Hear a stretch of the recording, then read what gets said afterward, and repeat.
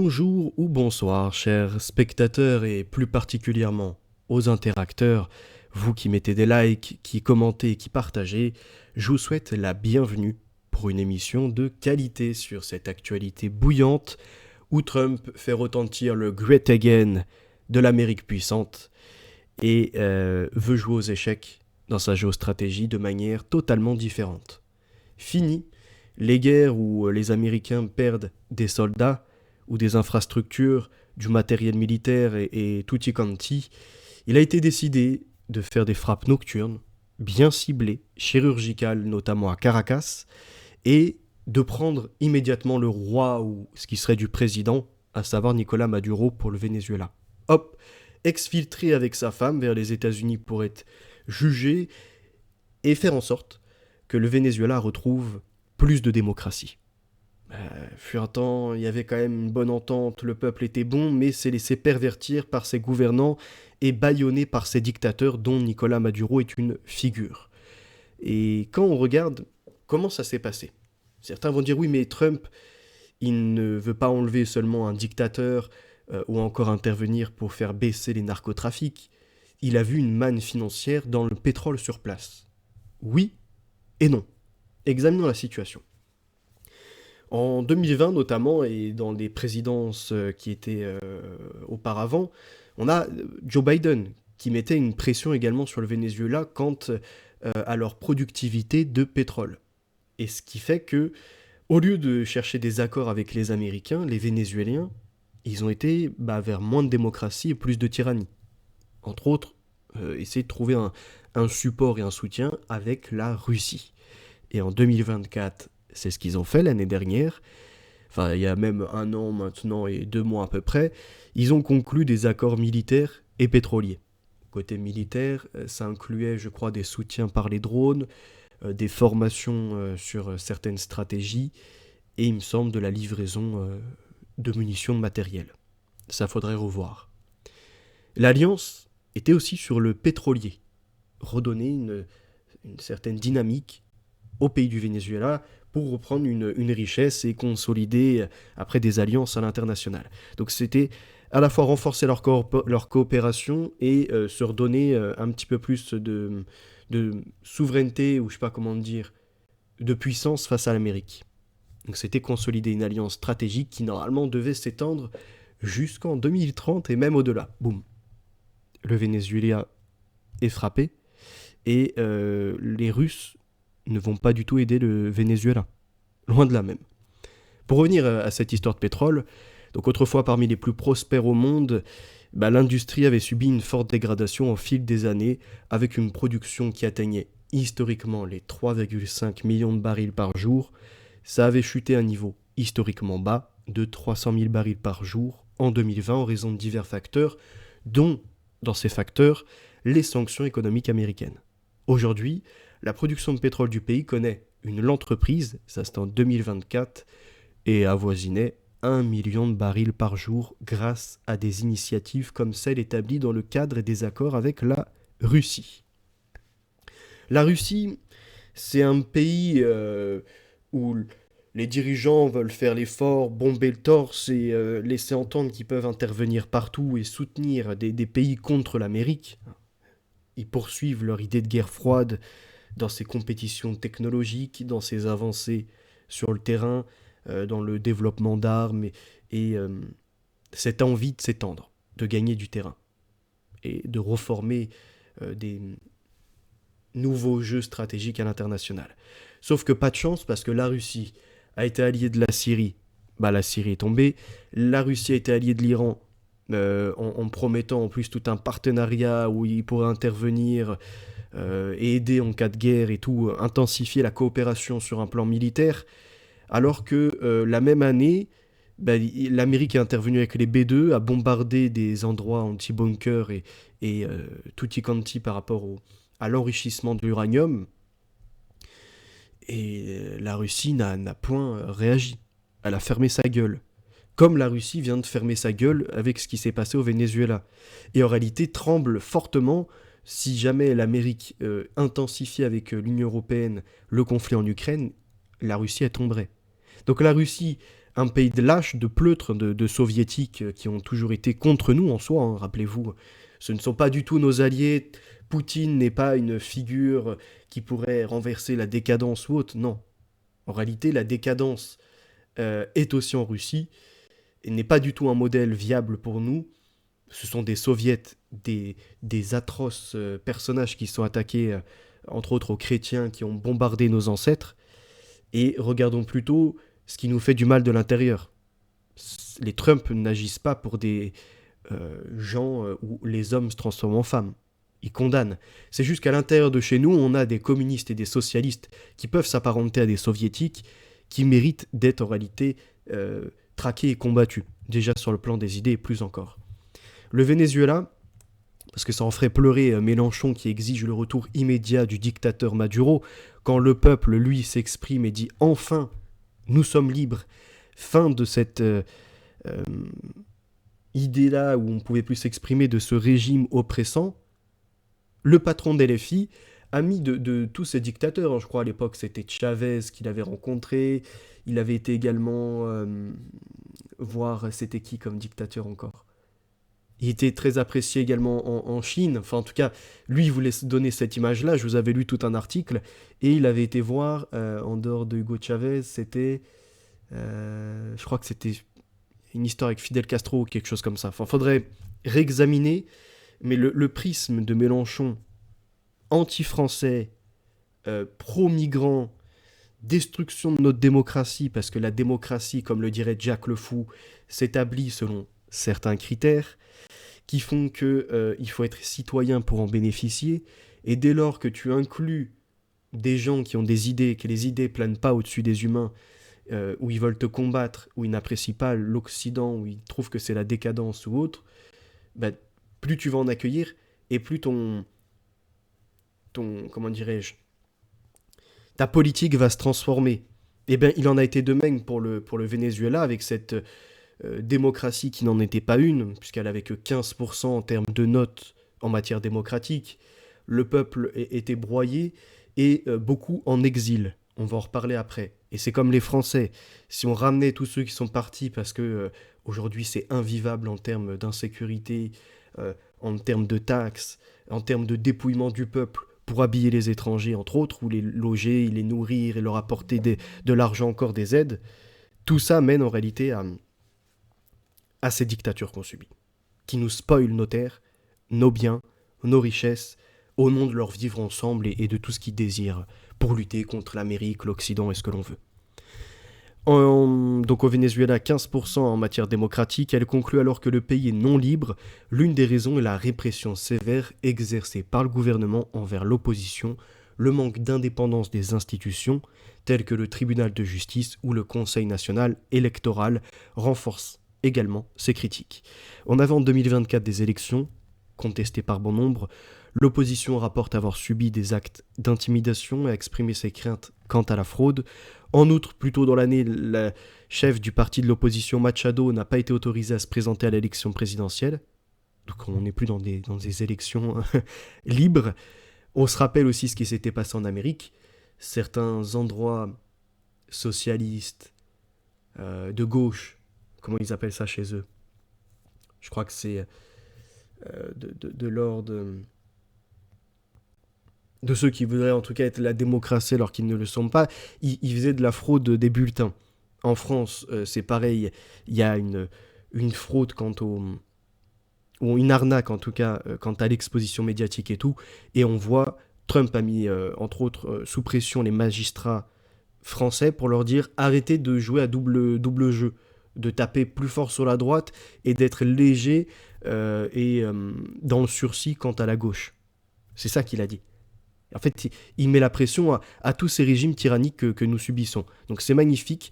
Mélenchon s'est encore affiché du côté des traîtres, des dictateurs, des gens qui écrasent le peuple et n'en ont que faire de la voix de tous, parce qu'ils ont leur idéalisme et que leur activisme autour, on va dire, d'idées politiques ferait qu'en réalité, il serait le sommet de la démocratie, de la communauté humaine et d'une forme de communisme.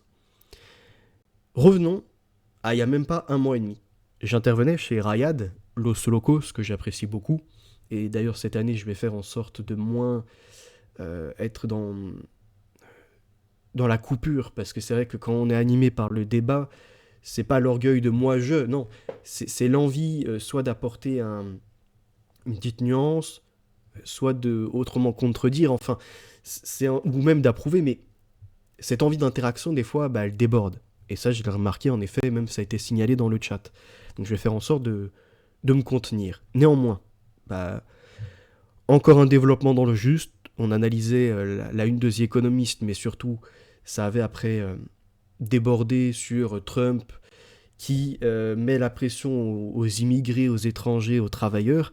Et j'avais dit, en réalité, ce qu'il est en train de faire, c'est qu'il prépare le terrain pour une intervention externe, alors qu'elle soit en termes de pression politique, économique, mais également peut-être de terrain. Et j'avais vu juste, je vous avais dit, en fait, Trump, il doit faire quelques petites choses. Donc vous réécouterez l'échange, chacun avait sa vision.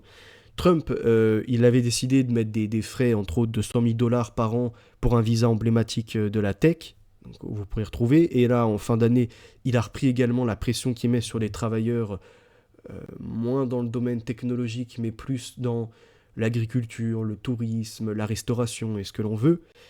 Et il a dit, de nombreuses catégories d'immigrés aux États-Unis, dont les réfugiés et les demandeurs d'asile, vont voir la durée de leur permis de travail diminuer de 5 ans à 3 ans. Pour objectif, en réalité, c'est s'assurer que ces travailleurs ne sont pas une menace intérieure, donc qui ne menacent pas la sûreté publique ou ne font pas la promotion d'idéologies anti-américaines nocives. Et c'est exactement ce que... Donc ça, c'est un article paru le 5 décembre, et moi, je le disais déjà chez Los Locos, je crois que c'était avant, au mois de novembre. Il faudrait revoir la date. C'est incroyable, pourquoi ? Parce que j'avais vu juste. C'est-à-dire que ils préfèrent se séparer de mains d'immigrés pour éviter une dépendance dans le pays aux étrangers, qui le mettrait en péril. Si jamais il attaquait le Venezuela, la Colombie ou le Mexique encore, bah, il pourrait être paralysé de l'intérieur, les gens diraient on arrête de travailler. Et plus encore, on tient des discours anti-Amérique, anti-interventionnisme, et on fait en sorte de favoriser le Mexique ou les autres pays. Donc ça, il l'a très bien compris. Et je disais, même à l'heure de cette révolution industrielle, fut un temps, il y avait besoin des hommes, mais aujourd'hui, on peut libérer les hommes et en réalité ne plus être dépendant même d'esclaves de ces étrangers à qui on donne moins de droits ou on leur promet par la suite de monter dans la société, mais pendant un temps, on les exploite. À l'heure actuelle, l'Amérique est à la pointe de technologies qui peuvent être dans l'agriculture, dans l'élevage, pour le bien-être de la terre, des animaux, des bonnes plantes, voir quand les cueillir au bon moment sans les détruire, bien les conserver, au point où il y a carrément Tesla avec Elon Musk qui perfectionne la robotique liée à l'intelligence artificielle pour une certaine dextérité où on rapproche le robot des capacités humaines en mouvement, en pression, pour pas écraser les fruits par exemple, bien prendre un œuf sans, pareil, en avoir que la coquille dans la main. Tout ça mène à un mouvement de la vie qui fait qu'on va pouvoir léguer du travail à d'autres. Et c'est ce que voulait également, je crois que c'était Zemmour, même si je l'aime pas, de dire, prenons exemple sur le Japon, qui n'a pas ouvert ses frontières aux étrangers, même si sa démographie descendait, mais pour entretenir les anciens, va favoriser le développement, le déploiement de ces nouveaux assistants technologiques. Et on pourrait se dire, ah ouais, mais mettre des tas de ferrailles pour aider des humains, on coupe le lien entre les humains, et il serait préférable d'avoir des étrangers. Alors, il serait préférable d'avoir des humains étrangers s'ils rejoignent ta culture, qu'ils aiment ta nation, qu'ils ne tentent pas de la changer par leur religion ou encore par leurs coutumes passées, mais c'est pas le cas. Le robot, lui, n'a pas d'identité, il n'a rien à défendre en tant que tel, là où l'étranger que tu vas inclure, bah, il va quand même vouloir ajouter un peu de sa culture, monter un commerce qui fera par exemple qu'il y a du halal chez toi là où il n'y en avait pas, monter une mosquée là où il n'y en avait pas, et donc, en réalité, de coloniser. Ce que le robot ne fera pas, il est uniquement au service, il est sous programme donc de la démocratie en place. Et ça, c'est fort. Trump d'ailleurs a bien dit, hein, il faut lutter contre l'islam et tout. Et il a été plus loin, puisque quand tu veux monter un empire, une identité, ça passe en premier lieu par la langue. Tu ne peux pas te permettre sur ton territoire d'avoir deux, trois langues qui se côtoient et qui peuvent se faire la guerre. Comme tu ne peux pas avoir des étrangers immigrés qui peuvent te mettre la pression parce que maintenant ils occupent trop de postes. Où sont passés les autochtones? Ah, ils se sont barrés parce que le bon vivre n'est plus là. Ah, ils se reproduisent moins parce qu'il y a après tout un tas de pressions économiques où il faut entretenir aussi les migrants et tout ça. Alors il a décidé, America First, l'Amérique en premier, l'Amérique forte, et de dire que l'anglais serait maintenant la seule langue officielle aux États-Unis. Fini le texte de 2000 signé par Bill Clinton qui voulait améliorer l'accès aux services publics pour les personnes dotées d'une maîtrise limitée de l'anglais. Sous-entendu, nous autochtones actuels, on va s'effacer dans notre culture pour inclure l'étranger et même, au lieu, par exemple, d'écrire ou de parler en anglais, on va écrire également en espagnol. Et on pourrait faire un comparatif avec la France. Sous-entendu, certaines communications, on ne fait plus ça en français, on fait ça en français et en arabe. Et on a déjà vu ça dans certains endroits. Donc, pour éviter la colonisation, il a décidé de remettre en force l'anglais. Sauf que, il y a quand même beaucoup de personnes qui parlent l'espagnol. Comment se fait-il? Et là, on revient aux origines. C'est important aussi. On voit qu'il y avait un empire espagnol, c'est vrai, on se doute avec Christophe Colomb qui débarque en Amérique du Sud ou vers l'Amérique latine pour faire sa conquête. Du moins, en tout cas, il pensait partir aux Indes et il se retrouve, du coup, non pas aux Indes en tant que tel, mais en Amérique, aux Amériques.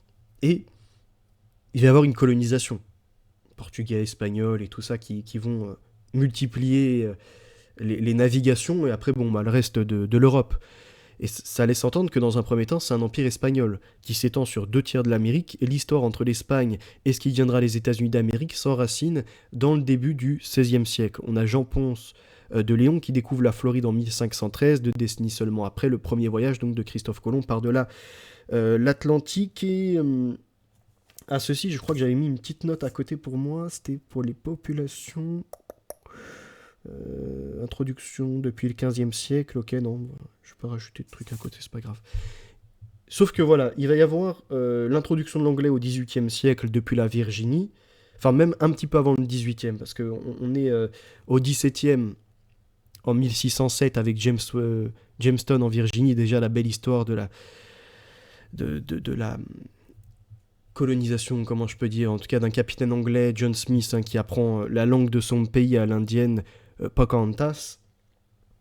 Mais c'est surtout au XVIIIe siècle que l'anglais va vraiment s'introduire et par la suite il va même y avoir en 1780, donc on est 150 ans on va dire, allez 100, même 180 ans après, on va pas jouer à quelque chose en termes de date, on a le président John Adams qui fait la proposition déjà à l'époque, une fois que l'anglais a finalement supplanté l'espagnol, puisque les colonisations anglaises ont pu d'ailleurs avoir plus d'influence, même je crois par la suite, nous les Français on leur donne 13 colonies, un truc comme ça, au niveau de l'Amérique du Nord.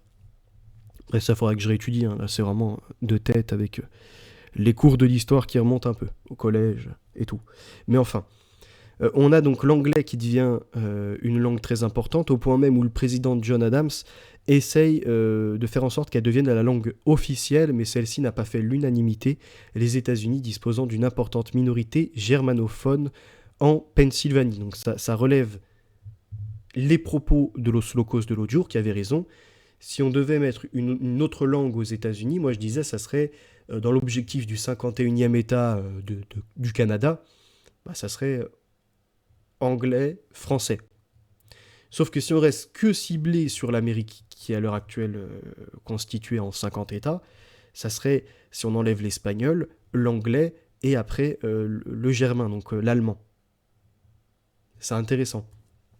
Il avait vu juste sur ça, on va dire. Même si, après, les minorités en tant que telles ont été modifiées. Ce qui m'intéressait, c'est la suite du développement. Ce que Trump est en train de faire, c'est mettre fin à ce qui pourrait répéter, on va dire, 1861. Et c'est incroyable. Regardez bien ce qui se passe. 2 sociétés, à l'époque, en 1861, s'opposent. Donc les États-Unis entraient dans ce qui fut pour eux la plus terrible des guerres, ce qu'on appelle la guerre de sécession, dont le nombre total de victimes s'est élevé à 620 000 morts, approchant celui des victimes de toutes les guerres où les États-Unis furent engagés. Mais le plus important, c'est juste en dessous. Deux sociétés s'opposaient aux États-Unis, comme à l'heure actuelle. La gauche, pro-migrant, qui a besoin de ses esclaves, la droite, pro-technologie, voulant renforcer sa démographie et surtout expliquant qu'il y a des frontières. Bref, un peuple s'établit par une langue, par une culture, par tout ça. On essaie, on va dire, d'être plutôt homogène. Contrairement aux autres qui sont hétérogènes, on peut tous vivre par nos particularités ensemble, multiculturalisme et ce que l'on veut, alors que ça tient pas. C'est du chaos tout le temps. Et à cette époque, en 1861, il y avait la prospérité du Sud qui reposait principalement sur la culture et l'exportation de coton. Et à ces époques, il fallait de l'esclavage et un libre-échange, alors que le Nord, lui, déjà industrialisé, était massivement protectionniste et abolitionniste. C'est intéressant. Regardons la suite. Ça me rappelle ce qui se passe aujourd'hui, même si peut-être que les partis s'inversent ou ce que vous voulez. Eugénie Bastier pour la France. Souvent, on a ces propos, mais si on arrête l'immigration, qui va nettoyer nos chiottes, qui va encore intervenir dans des métiers en tension comme le bâtiment, alors qu'on voit qu'en fait, en incluant ces étrangers, surtout d'Afrique, les bâtiments, quand ils sont livrés, ils ont toujours plus de défauts. Problème de toiture, l'électricité, n'en parlons pas, c'est catastrophique, l'infiltration de toutes parts, parce que les bâtis ne sont plus faits par des gens qui ont l'expérience et le savoir-faire occidental. Non. Ils prennent tout le monde, même au black et tout ce que tu veux. Donc on se retrouve avec des bâtiments qui, même à la livraison, au lieu d'avoir 2 ou 3 défauts, se retrouvent avec 20 ou 30. Il faut faire fonctionner les assurances et il y a du retard après dans les possibilités de louer les logements et tout. Enfin, ceux qui ont travaillé dans l'immobilier en France savent très bien. Ceux qui ont eu écho ou travaillé également dans le BTP connaissent ce que je dis. Je n'invente pas. Et sauf qu'on a cette gauche un peu bobo, caviar, mais de temps en temps révolutionnaire, qui nous laisse entendre, mais qui fera tous ces métiers, hein. C'est encore une fois avoir dans un premier temps demandé l'acceptation, l'égalité dans le peuple pour les nouveaux arrivants, et après renverser la donne où la minorité fait sa dictature, et on nous dit maintenant que vous avez accédé à d'autres métiers, ou qu'on a fait en sorte que vous ne trouviez plus de métier pour vous remplacer par les étrangers parce qu'ils coûtent moins cher et ils demandent moins de droits, eh bien ils sont devenus essentiels. Sans eux, votre pays n'existe pas, alors que notre pays a existé avant ces immigrations massives. Comprenez le côté vraiment manipulateur de leur part. On connaît cet argumentaire de « mais qui ramassera nos poubelles, qui encore gardera les enfants » ou ce que vous voulez. Commun en réalité au patronat macroniste et à la gauche sans frontiériste, à cela on peut répondre qu'il y a beaucoup d'endroits en France, notamment en province, où ce sont en réalité les Français autochtones non remplacés qui tiennent ces métiers, qui sont éboueurs, encore nettoient les immeubles, sont également dans la remise en rayon, travaillent en agent de sécurité, bref, et je peux citer plein de métiers comme ça. La France existe sans les étrangers. Nous leur avons offert en réalité un bel accueil, et eux, à la place de se joindre à notre peuple, on fait scission à l'intérieur pour rejoindre cette gauche et faire comme en Amérique où on arrivera à un moment ou un autre à cette guerre de sécession quelque part, hein. La gauche, donc esclavagiste, exploitant les humains, la droite plutôt identitaire, protectionniste, voulant retrouver non pas du pouvoir d'achat dans la mondialisation, où on exporte les industries en Asie pour exploiter des gamins, ou encore on fait venir des tas de gens en leur promettant des droits alors qu'on les exploite. Non. Nous, on préfère être à la dure, vivre avec peut-être moins de confort, mais en réalité être beaucoup plus puissant et honorable. Ce qui leur manque, tout ça, les valeurs, l'esprit de famille, l'esprit de patrie, ils n'en ont que faire. Donc c'est l'exil forcé. Bah ouais, quand il y a un moment, on ne peut plus être souverain chez soi, on est obligé d'aller ailleurs. Et donc quand par ailleurs, il y a moins de force vive du peuple résultat premier sur les terres des ancêtres, ce qui affaiblit la défense et facilite le remplacement et donc le globalisme, la mondialisation, le mondialisme, où les gens n'ont plus d'identité, sont tout et rien à la fois. C'est l'exil forcé des classes populaires, comme elle nous le dit Eugénie Bastier, des métropoles qui rend nécessaire l'importation continue d'une main-d'œuvre étrangère. Les secteurs en tension existent depuis les années 60 et on a toujours présenté l'immigration comme une manière d'y répondre alors qu'on est toujours à l'heure actuelle en tension et en manque de bras Parce que les gens n'ont ras-le-bol de travailler pour donner de l'argent à un État qui va les spolier et redistribuer la richesse non pas aux Français, à ceux qui leur ressemblent, mais aux colons, aux envahisseurs. C'est un cercle vicieux. L'immigration est une drogue pour les économies occidentales. Peut-être est-il temps de réfléchir à des moyens de se sevrer. Il faut se demander si un modèle de société reposant sur la venue continuelle de main-d'œuvre sous-payée et sous-qualifiée est tenable sur le long terme. Même économiquement, ça n'est pas viable. Car ces travailleurs sous-qualifiés payent peu d'impôts et en plus le résultat du travail est médiocre. Souvent, il y a un peu ce côté de dire ouais, ça c'est un travail d'arabe ou ça c'est encore les Roumains ou autres, mais c'est une réalité. Je veux dire, si un jour vous avez eu affaire à un artisan français versus à l'autre qui s'est déclaré artisan autodidacte ou ce que tu veux, regarde ta qualité de travail. Il n'y a pas photo. Il y en a un, il a fait, on va dire, tout son cursus et il est dans le détail, et il y a l'autre, il est grossier, il vient d'un bled où tu vois, pour faire passer la fibre optique, tu perces un trou, tu t'en bats les couilles, tu perces encore, on va dire, tu crées des zones d'infiltration où ça va fragiliser les murs et tout le reste, ils s'en branlent. Parce qu'ils n'ont pas cette expérience-là et cette expertise. C'est pas tenable. Donc à la fois économiquement, mais aussi sur le travail rendu, ou encore humainement, c'est pas acceptable. La dépendance économique à l'immigration tue l'innovation, comme l'a rappelé le PDG de BlackRock, Larry Fink, à Davos en janvier dernier, invitant les pays à préférer la robotisation à l'importation d'immigrés. Bon, il y a aussi le remplacement de l'homme, qui eux les intéresse, puisqu'on dépendra donc des grandes infrastructures. Là où en réalité, il lui fallut mêler les deux, un peu de progrès robotique, technologique, et un retour à la démographie autochtone pour concilier les deux, et pas totalement remplacer l'entièreté par des machines. Mais au-delà du simple aspect financier, on peut se demander s'il est moral de faire venir des esclaves du tiers-monde pour pédaler à vélo afin de nous apporter sur le pas de la porte des sushis ou des burgers.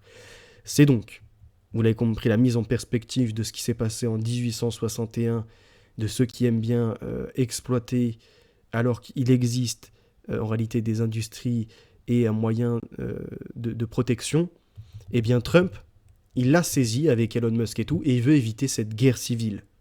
Parce que c'est ça, la finalité. C'est que le peuple autochtone aura été diminué chez lui, et se sentant en danger, commencera à réclamer ses anciens droits, et au final se verra écrasé. Donc pour éviter cette guerre civile où on doit perdre des hommes et une nation peut même s'effondrer, Trump a décidé plusieurs choses. Donc de faire la chasse aux sans-papiers, qui mènent du chaos, importent des trafics de drogue et tout le reste. Et donc il a dit, on fait des raids quotidiens, s'en suivront les arrestations peut-être violentes, mais pas le choix. Le budget est triplé, la police de l'immigration dispose maintenant de moyens inédits pour traquer les sans-papiers, et bientôt elle pourra étendre sa surveillance même sur les réseaux sociaux. On va analyser des photos, faire de la reconnaissance faciale, entendre les propos, voir qui met en danger ou non la nation. On en revient à ce qu'il a fait également avec les immigrés, il leur a dit c'est plus 5 ans, c'est 3 ans, et on analyse ce que vous allez tenir en propos et en action en Amérique. Est-ce que vous serez contre nous pour faciliter votre premier pays, donc celui de votre origine, ou au contraire, est-ce que vous allez effacer votre ancienne identité pour adopter la nouvelle? Faire table rase. Et il y a autre chose, dans cette lutte contre le narcotrafic, dont je vais peu parler aujourd'hui, il a été fort parce que il va aussi permettre un sevrage. Qui dit sevrage signifie qu'à la place des drogues, comme on en parlait chez Los Locos, eh bien, il faudra des médicaments ou tester de nouvelles technologies par des implants neuronaux ou autres qui permettront de couper les circuits synaptiques de l'addiction, soit à la cocaïne, soit encore à d'autres drogues qui ont pu être répandues sur le marché, le crack, ce que vous voulez, après je connais pas tous les trucs. Et aussi, puisque l'antifascisme a été énormément financé, instrumentalisé par les... on l'a compris en fait par ceux qui sont dans l'exploitation humaine, dans le trafic d'êtres humains, pour monter des associations, détourner de l'argent par les subventions, faire payer d'ailleurs avec des passeurs les trajets, exploiter de différentes manières l'humain, même les femmes, en les mettant en proxénétisme, en créant des effets de gang puisque ces gens, il faut bien qu'ils payent à un moment ou à un autre, et que le travail ne suffira pas puisqu'ils sont sous-payés, ils trouveront les réseaux de trafiquants de drogue et tout le reste, ce qui accentuera l'insécurité. Et en plus de ça, les antifas sont, euh, comment je peux dire ça, instrumentalisés, manipulés par des milliardaires comme George Soros et d'autres encore, qui rêvent de l'Open Society, c'est-à-dire effacer les pays, les frontières, pour un nouvel ordre international, où une structure supplante tout et décide de ce qui est moralement admis ou pas, ce qui relève de la démocratie, de l'égalité, de d'autres principes encore. Débat dont je ferai suivre avec d'autres intervenants. Enfin, à la suite de l'assassinat de Charlie Kirk, le président américain a pris cet élément comme point de départ pour prendre des mesures plus importantes contre les groupes de la gauche radicale, antifascistes, qui en réalité s'attaquent à tout ce que représente l'Occident, mais n'iront jamais vivre dans les pays du tiers-monde. Oui, ils sont toujours en dichotomie, dans leurs paroles comme dans leur agissement. L'un et l'autre se contredisent. Hein, il y a d'ailleurs une petite vidéo que j'ai vue sur les réseaux sociaux, qui était pas mal, même deux trois. T'as une pauvre blanche qui se met au pied de noirs américains et qui leur demande pardon pour ce que ses ancêtres ont fait. Comme si tous les noirs américains à l'heure actuelle étaient descendants de victimes et qu'il n'y avait pas eu de teneur. Hein. C'est comme en France. Les pauvres ont tous subi la colonisation, mais oublient que parmi leur peuple, la colonisation existait avant, même l'esclavage devrais-je dire existait avant les Européens. Ils l'ont subi par les arabo-musulmans. Ils l'ont subi encore avant, par exemple en Égypte, par les pharaons. Il y a toujours eu ces guerres tribales, d'ailleurs bien déclarées dans bon nombre d'ouvrages d'archéologues, d'historiens, de ce que vous voulez. On a trouvé des traces de ces différentes exploitations qui ont existé. À ceci, qu'est-ce que je peux ajouter encore? C'est de vous dire, oui, voilà, que même en plus, déjà, on agit en notre propre âme et conscience. Et donc, imaginons même que si votre parent ou grand-parent fait un crime, en dehors de l'esclavage, vous n'allez pas passer au tribunal avec lui si vous n'étiez pas du tout informé de ce qu'il faisait, ou si vous n'étiez pas présent à la scène du crime. Ça n'a aucun sens. Mais ce pauvre genre de blanche, qui se soumettent, qui vont embrasser les pieds, et où les autres en profitent, parce que du coup, ils ont face à eux une personne vulnérable qui se diminue, ils vont chaque jour lui demander de l'argent, ou une manière de qu'elle s'humilie, qu'elle s'abaisse devant eux. Et ça, c'est inacceptable. Et c'est ce qu'on voit avec les antifascistes, dans différentes manières. Il y avait une vidéo notamment d'un type, alors je sais pas s'il était antifa ou pas, il dit, tout fragile en plus avec son casque, pour essayer de... Enfin, comment on appelle ça? Plutôt son masque, autant pour moi, pour essayer de se dissimuler le visage, où il dit, donc dans son anglais, mais c'est traduit en français, oui, les blancs, de toute façon, ils méritent qu'une seule chose, c'est d'être dépouillés. Parce que tout ce qu'ils possèdent, c'est dû au vol des richesses des autres. Ça, c'est pareil, hein, c'est des discours de gauche. Et le mec qui l'interviewe lui dit, tu sais quoi? On va commencer par toi. T'es blanc. Et il appelle comme ça deux, trois noirs, mais je pense que c'est une mise en scène. Mais normalement, c'est intéressant. Ça va être de ses collègues à lui. Et il commence à lui dire, donne ton smartphone, là, ton iPhone Apple. Tu le donnes. Et là, le gauchiste, d'un coup, qui est blanc et qui disait que ce que les blancs ont, c'est parce que ils exploitaient les autres, il dit non, non, non, non, prends pas mon téléphone, moi c'est différent, si je l'ai, et donc un téléphone quand même, on va dire, qui a une grosse valeur, si je l'ai, c'est qui me permet d'aider les gens à l'international, de faire des dons. Et il oublie même de comment, du coup, il pourrait se payer ce téléphone, plus avoir de l'argent pour redistribuer à l'étranger. Ça signifierait qu'il serait dans la condition première qu'il dénonçait, à savoir exploiter les autres pour faire sa fortune. Et il voit même pas ça. Et après, l'autre, il lui dit, donne-moi 20 dollars. Il dit, j'en ai que 10. Il dit, tu me donnes les 10 dollars. Et même là, il veut pas les donner, les 10 dollars. C'est simple, c'est montrer qu'en fait, c'est comme en France, on avait une vidéo, petit micro-trottoir, et qu'est-ce que vous pensez de l'immigration? Et puis t'as tous les bobos, ces gens-là qui veulent une bonne conscience publique, qui disent, ah mais moi, si je pouvais en accueillir chez moi, je le ferais. Et le mec, il arrive, il dit, regarde, ça tombe bien parce qu'il y a lui là. Allez, viens. Et il commence à le présenter, il dit, il n'a nulle part où loger, ni même à manger. Pourriez-vous, puisque vous aviez dit que vous étiez ouvert, en accueillir un, le faire? Ah non, je suis désolé, je vais devoir partir en vacances. Ah, chez moi c'est trop petit, ou encore, je l'aurais bien fait, mais je préfère lui donner de l'argent. Voilà, c'est ces personnes-là en réalité qui veulent nous vendre un idéal, au moment de l'appliquer, il n'y a plus personne. C'est l'antifasciste qui veut combattre le fasciste, mais il devient lui-même en fait le fasciste.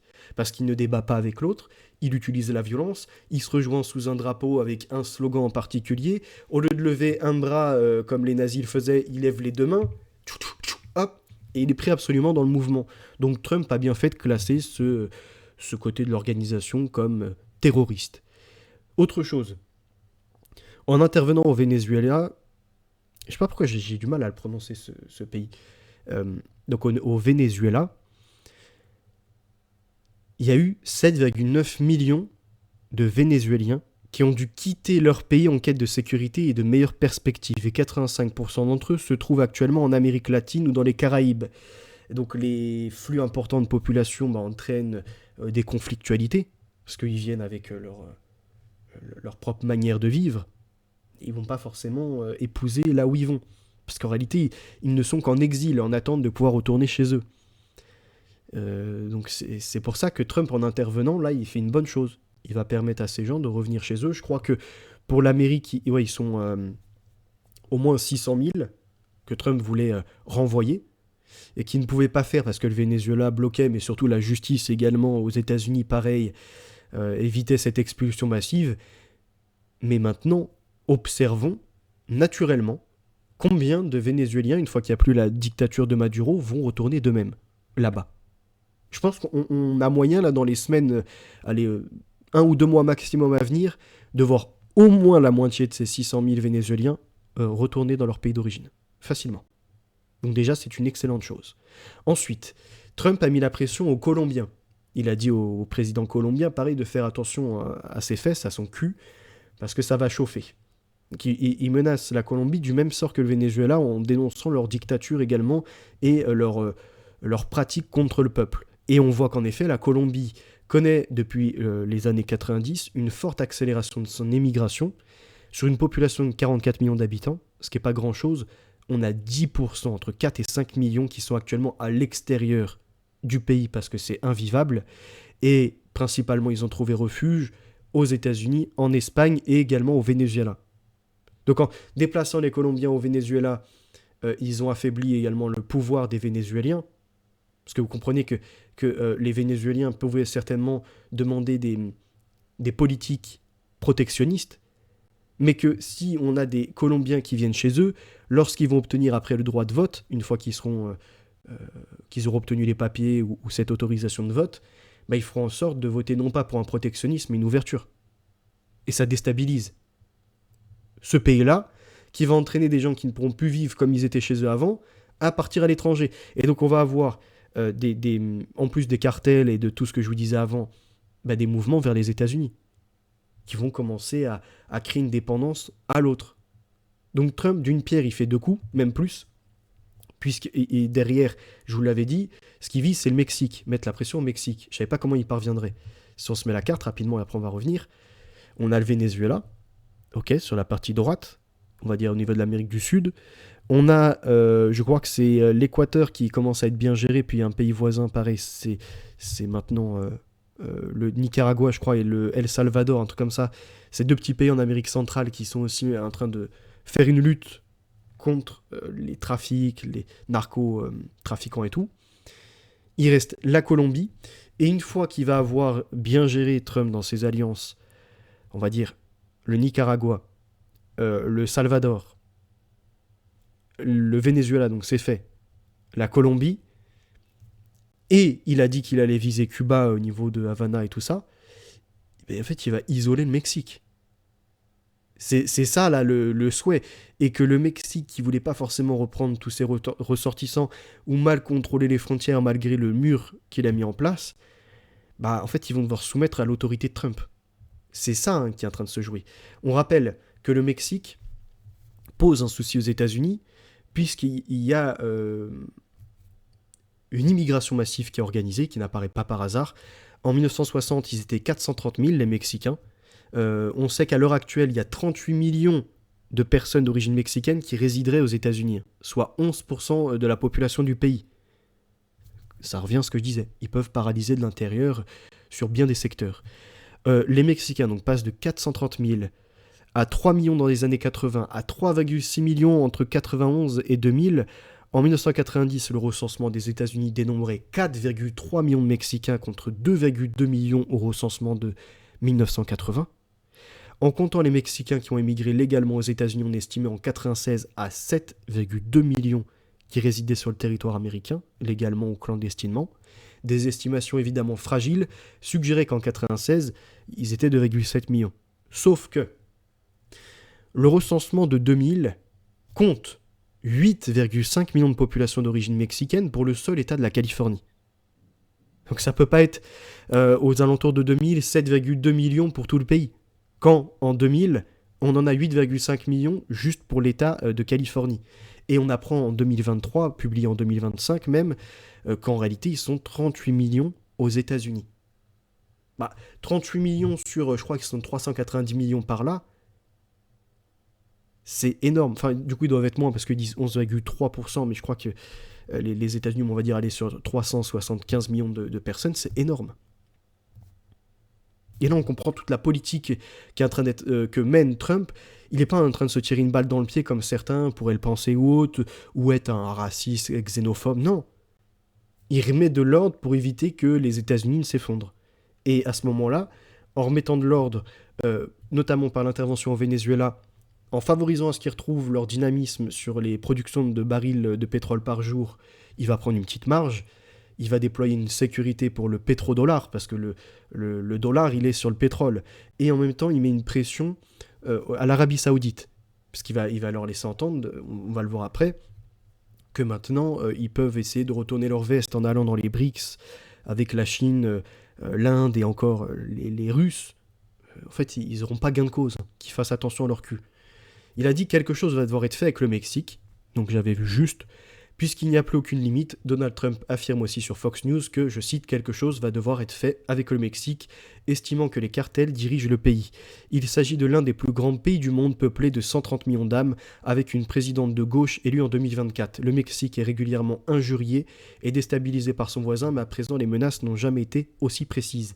Et je rappellerai un excellent livre et une magnifique action de la part de Lydia Cacho, qui était aussi honorable que Catherine Bolkovac en Bosnie-Herzégovine.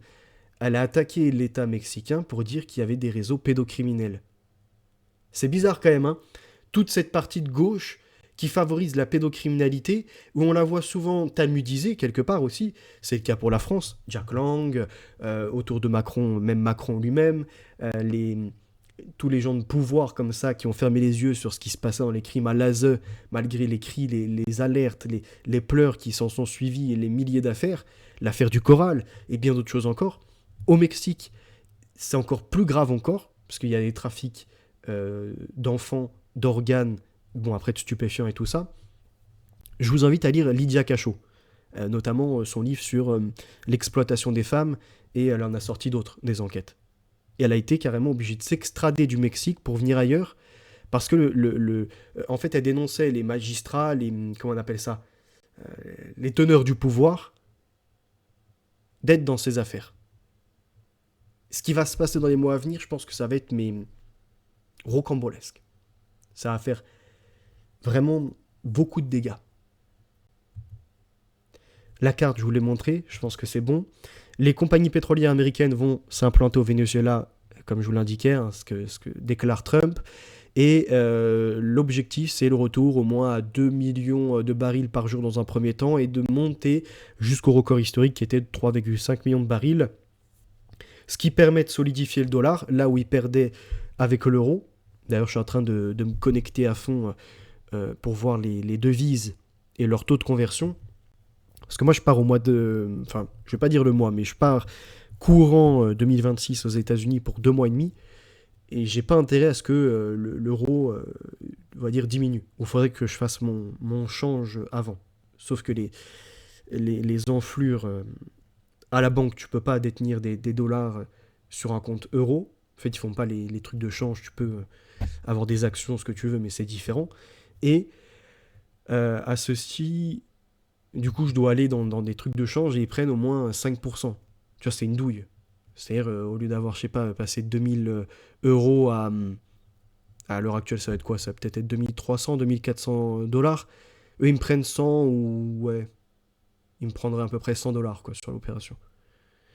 Pas envie de me faire douiller, mais néanmoins, si je fais pas le change avant, là voilà, c'est juste à titre informatif, que je vais courant de l'année aux États-Unis et qu'ils retrouvent une puissance, parce que là, le dollar va pouvoir s'appuyer sur le pétrole vénézuélien et sur d'autres actions encore à mener. Plus en Europe, on n'est pas dans une situation pérenne.